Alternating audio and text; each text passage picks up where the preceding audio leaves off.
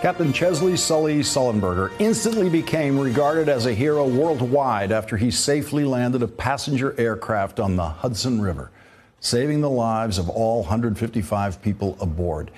He was played by Tom Hanks in the movie entitled Sully.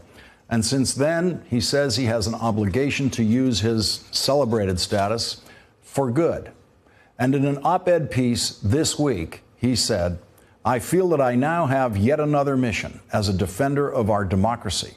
The fabric of our nation is under attack while shame, a timeless beacon of right and wrong, seems dead. This is not the America I know and love.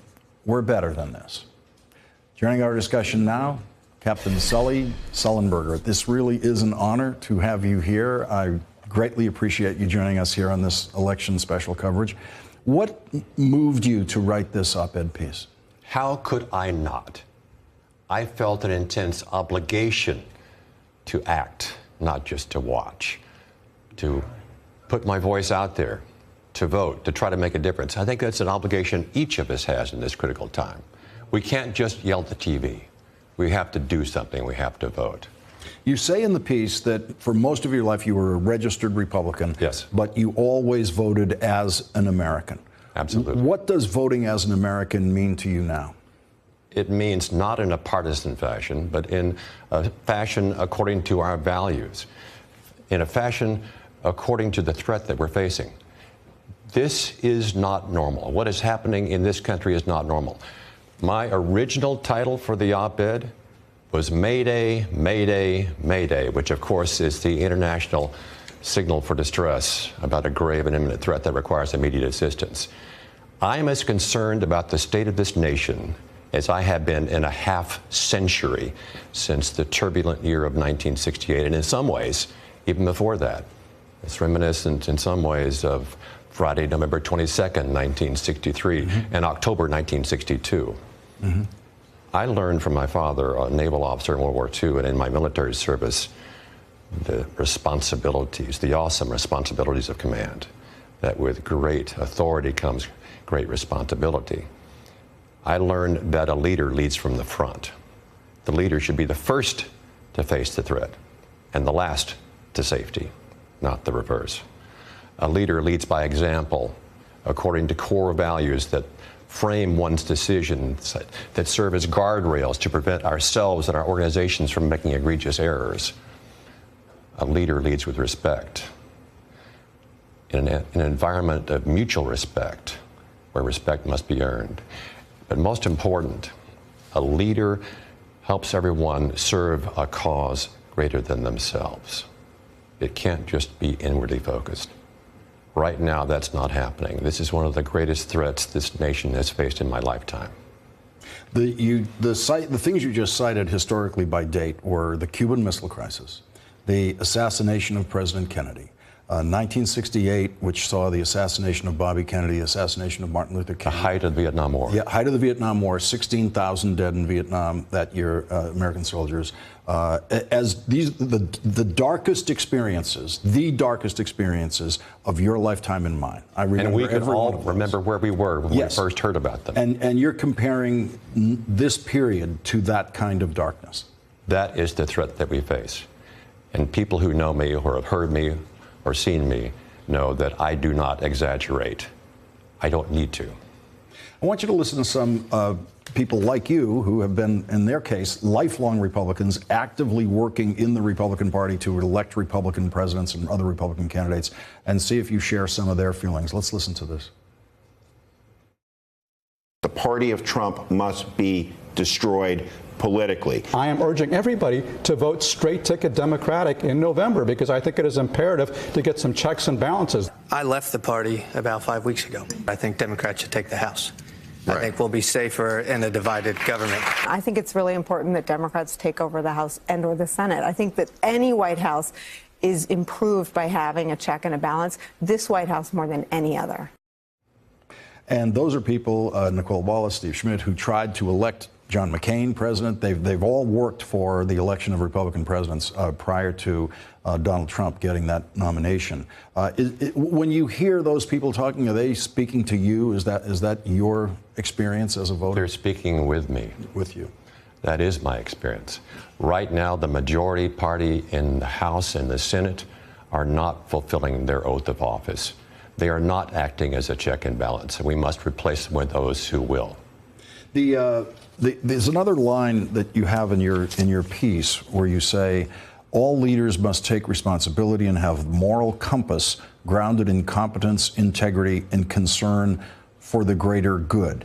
The moral compass seems to be absent. I can't find it when I look at the Republican leadership in Washington now. If it is there, they're not listening to it. They're not looking at it. What do you think, if you could have a moment with the President of the United States, if you could have a minute with him, what would you want to tell him about the way he does his job? I don't think he's either capable or willing to change. I think he is remarkably incurious and doesn't value learning. Instead of talking to the current occupant of that office, I am talking to the American people. I'm saying, you are the ultimate check and balance. It is up to us. As I said in my piece, we cannot wait for someone to rescue us. We must do it ourselves. Everyone, everywhere, must vote in massive numbers. Your op-ed piece came out after the mass murder in the synagogue in Pittsburgh a week ago today. Did that have an effect on your sense of urgency about this? Yes. I had written this piece in its early forms a month ago. Mm-hmm.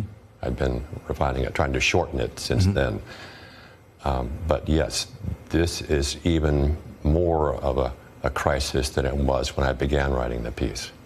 The way we see the president campaigning tonight, as I said earlier in the show, I can't find something he said that's actually honest on the campaign trail, that is truthful, that isn't just utterly false.